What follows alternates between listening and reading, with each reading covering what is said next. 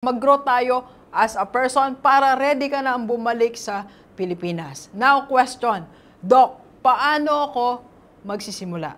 Okay, napakagandang tanong, di ba? Doc, dito na ako nalugmok. Dito na ako nasanay for how many years sa negative. Pwede pa ba?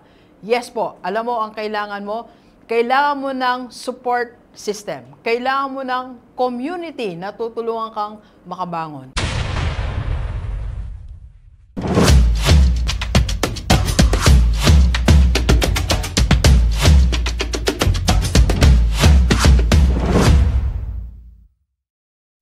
Gilibers, balik tayo sa usapang OFW. Sa lahat mga OFW, taas ang kamay.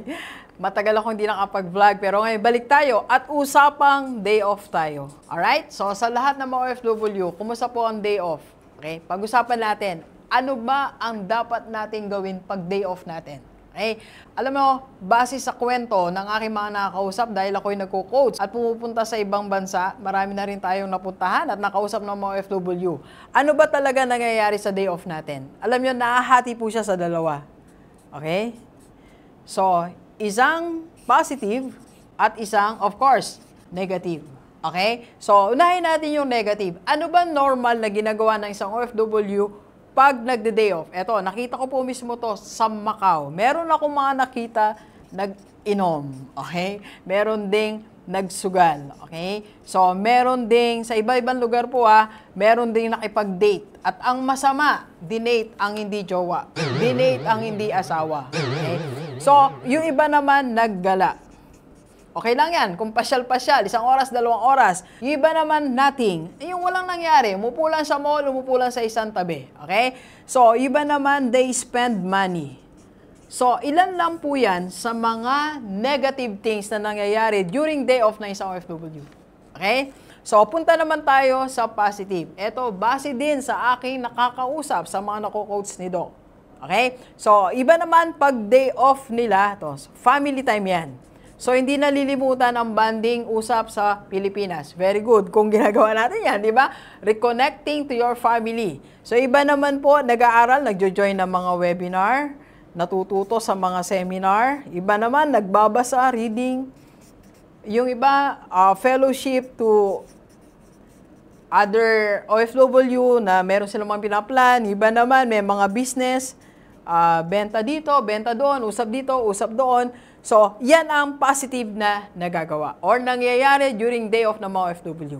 Now, question, saan ka dito? Dito ka ba sa left or dito ka sa right? Or vector natin, or dito ka sa positive or dito ka sa negative? So, pag sinabi mo sa akin, Doc, nasa positive ako, congratulations. Okay? Magaling. At least, reconnected ka sa family mo, natututo ka sa mga seminars, webinars, nakakapag-fellowship ka sa iba, lumalakas ang loob mo, na-inspire ka, nakapag-gala ka din, okay lang, natututo tayo. At higit sa lahat, may business ka, meron kang other source of income. Okay? Pero kung sasabihin mo naman sa akin, or aamin ka, na nandito ka sa negative, eto, payo ni Rockstar, tumalon tayo mula dito sa negative, papunta sa positive. Para agad na tayo makapag-ipon. So, para mabawasan ang utang natin, para hindi na natin dagdagan, at higit sa lahat, mag-grow tayo as a person para ready ka na ang bumalik sa Pilipinas. Now, question, Doc, paano ako magsisimula? Okay? Napakagandang tanong, di ba? Doc, dito na ako nalugmok. Dito na ako nasanay for how many years sa negative. Pwede pa ba?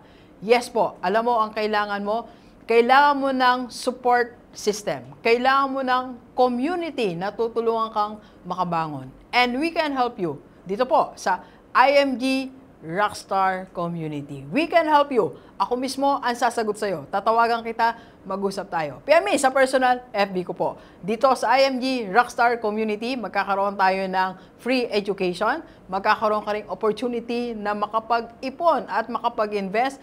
At magkakaroon ka rin ng opportunity na magkaroon ng negosyo habang nagtatrabaho ka sa abroad. PM na sa personal FB ni Doc. Let's go. Let's go. So, question, anong ginagawa mo during day off? Let's go. Let's go. Thank you for watching. We are inviting you to attend our free webinar on how to save and invest the right way and how to avail sa Kaiser. PM na sa personal FB ko po.